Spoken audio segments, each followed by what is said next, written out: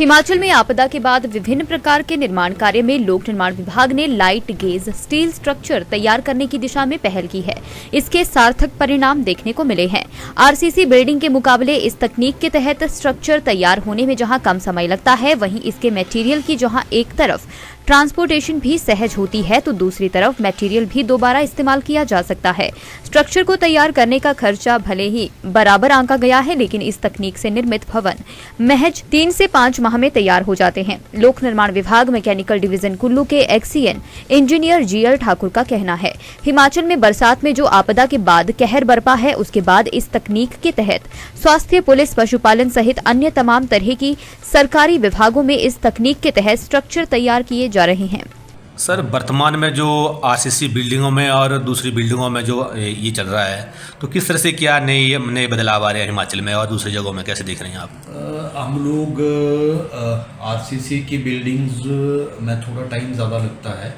अब जो आजकल नई टेक्नोलॉजी आई हुई है, प्री फैब्रिकेटेड स्ट्रक्चर्स बनते हैं, जिनको हम LGSF बोलते हैं, light gauge steel framed structure, वो बन रहे हैं।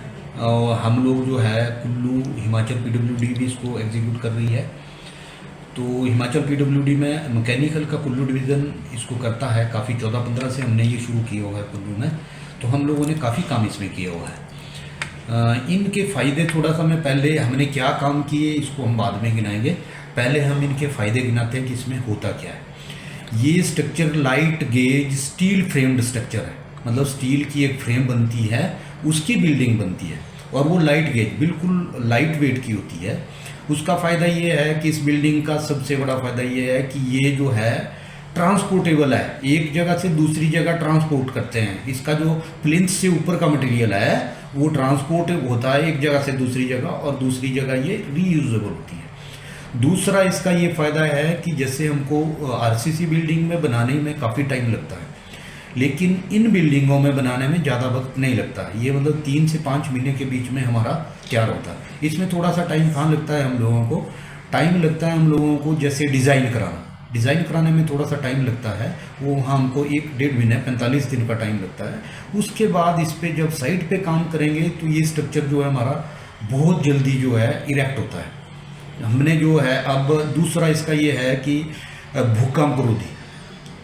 भूकंप रोधी नहीं बोलेंगे, लेकिन भूकंप से जो कैजुअलिटीज़ होती है, क्योंकि ये लाइट फ्रेम्ड स्टील से बना हुआ है, लाइट है, इसका जो स्ट्रक्चर है वो लाइट है, उसमें कैजुअलिटी 0 है, ना के बराबर है कैजुअलिटी इसमें। इसका दूसरा ये है। तीसरा हो गया भाई टाइम बचता है हमारा इसमें फ्रेम करने में। जितना ज़्यादा टाइम लगता है आरसीसी बिल्डिंग में, इसमें हमको कम लगता है।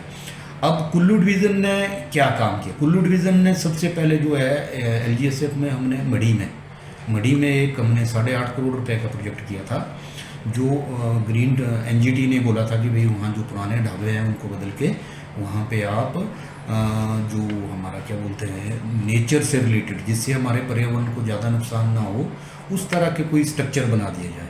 हमने वहाँ से शुरू किया। उसके बाद हमने गुलाबा में बैरियर के पास बनाए हैं, जहाँ हमारी पुलिस वाले रहते हैं। तो हमने जो है सस्से के आसपास पूरे टूरिज़्म के काफ़ी काम किए, वेटनरी के काम किए। वेटनरी का हमने माहौल से शुरू किया, मंडी में किए। मंडी में हमने कमांडेंट के होमगार्ड के बिल्डिंग्स बनाए, हेल्थ की बिल्डिंग्स बना रहे हैं आजकल। रेड क्रॉस की बिल्डिंग यहाँ कुल्लू में बना रहे हैं। अभी हमारा भुंतर में एक इरका का हमारा बन रहा है, बिल्डिंग बन रही है। यहाँ एक हमारी बस टेंडर हम फ्लोट कर रहे हैं, रेड क्रॉस का एक हॉल बनना है DC ऑफिस में ही। जो रेड क्रॉस की बिल्डिंग हमारी बनी है उसी के ऊपर एक हॉल बन रहा है, बहुत बड़ा हॉल बन रहा है, उसको कर रहे हैं। तो वेटनरी में हमने अभी जो है माहौल में किए, 2 ऑपरेशन थिएटर माहौल में बनाया, एक टकुल्ली में बनाया, एक हमने अभी रायसन में बनाया है। और हमारे पास वेटनरी के जो है एक मनाली में बनेगा ऑपरेशन थिएटर स्मॉल एनिमल्स के लिए, और स्मॉल एनिमल्स के लिए हम यहाँ जो है भुंतर में भी एक बना रहे हैं। तो इस तरह से काफ़ी काम आए हुए हैं। हेल्थ की बिल्डिंग्स हमारे पास रूमसू हमने कंप्लीट किया। गांधीनगर का टेंडर हमारा हो गया, वर्क इन प्रोग्रेस है। और हेल्थ में मंडी में हमने की है। बड़ी धार में 1.5 करोड़ की बिल्डिंग बन रही है हमारी PSC की। बुट्ठी में हमने एक PSC की बिल्डिंग बनाई है। तो इसी तरह से HSC हेल्थ सब सेंटर्स हैं हमारे। हेल्थ सब सेंटर में हमारा तुंग है, मंडी में हमारा जो है सियून हमने बना दिया, मंडी में ही पद्धर में इस तरह की कई बिल्डिंग्स है। जैसे कमांद में हमारी एक पीएससी की बिल्डिंग बनी हुई है। ऐसे बिल्डिंग्स हमने काफ़ी बनाए हैं।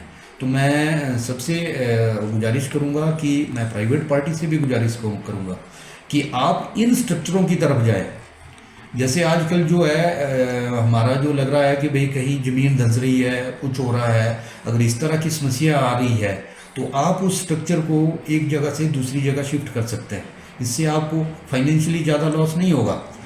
तो हम प्राइवेट के लिए भी इसको रिकमेंड करेंगे और साथ में जो है सरकार से अनुरोध करेंगे कि भाई जितनी भी छोटे छोटे स्ट्रक्चर्स हमारे बन रहे हैं, छोटे, अब तो शायद बड़े स्ट्रक्चर भी इसमें आ रहे हैं, पर हम ज़्यादा बड़े स्ट्रक्चरों में अभी तक हम काम नहीं कर रहे हैं। हम छोटे छोटे स्ट्रक्चरों में ही काम कर रहे हैं। जैसे 1.5 करोड़ का जो मैं बोल रहा हूँ PHCs बना रहे हैं, उसी तक अभी तक सीमित है। तो मैं सरकार से भी अनुरोध करूँगा कि इन स्ट्रक्चरों की तरफ हम लोगों को जाना चाहिए, इन स्ट्रक्चरों की तरफ हम लोगों को ध्यान देना चाहिए। तो इससे जो है हमारा एक तो वक्त बचेगा, साथ में जो है बाद में कोई इस तरह की समस्या आती है फ्लड्स में, जो है कुछ मटेरियल जैसे बिल्डिंग हमारी डैमेज हो गई तो उसका कुछ मटेरियल हम जो है यूज़ कर सकते हैं। सर जैसे हम बात करें महंगाई का दौर है, तो आरसीसी बिल्डिंगों में और इस तरह की बिल्डिंगों में किस तरह से क्या देखते हैं आप? नहीं, खर्च लगभग बराबर ही है, मैं ये बोलूँगा। पर स्क्वायर मीटर का खर्च अगर आरसीसी बिल्डिंग का देखें या इसका देखें बराबर है। तो हो सकता है LGS से थोड़ा हल्का सा कम हो, लेकिन ऑलमोस्ट जो है हमारा बराबर है इसका। बाकी लाइफ प्रोसेस दोनों बिल्डिंगों की तरह से रहते हैं। लाइफ प्रोसेस इनकी सारी जो है इक्वल जैसी है।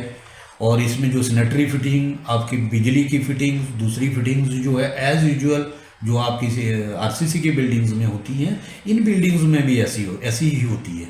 ये टेक्नोलॉजी बहुत अच्छी है। मैं तो अपनी स्टेट के लिए बोलूँगा, हमारी स्टेट के लिए ये बहुत अच्छी है। ये जैसे हम पहले भी बता चुके हैं कि भाई इसमें जो है एक तरह से जैसे हमारी ज़मीन स्लाइड कर रही है, धंस रही है, तो उन जगह के लिए अब प्लिंथ को छोड़ के हम बाकी मटेरियल अपना शिफ्ट कर सकते हैं और दूसरी जगह इसको रीयूजेबल कर सकते हैं। इसमें ज़्यादा लॉस उनको नहीं लगते। अच्छी बिल्डिंग बनती हैं जो हमने बनाई है। जैसे हमने DC साहब को भी इंस्पेक्ट कराई हुई है कुल्लू में जो बना रहे हैं, तो उन्होंने भी इसकी तारीफ़ की है कि भाई नहीं यार अच्छा है, ये अच्छा स्ट्रक्चर है। तो हम लोगों को मैक्सिमम मैं सबसे रिक्वेस्ट करूंगा, पब्लिक से भी अनुरोध करूंगा कि आप इस स्ट्रक्चर की तरफ ज़्यादा ध्यान दें। आरसीसी बिल्डिंग में जाने के बजाय इस स्ट्रक्चर की तरफ ध्यान दें। ये बहुत अच्छी टेक्नोलॉजी आई हुई है। सर जैसे हिमाचल में मैं दूसरे जिलों की बात करूं, बर्फबारी वाले एरियो में भी सूटेबिलिटी है इन तरह की बिल्डिंगों की? दिव्य हिमाचल TV के लिए कुल्लू से जसवीर ठाकुर की रिपोर्ट।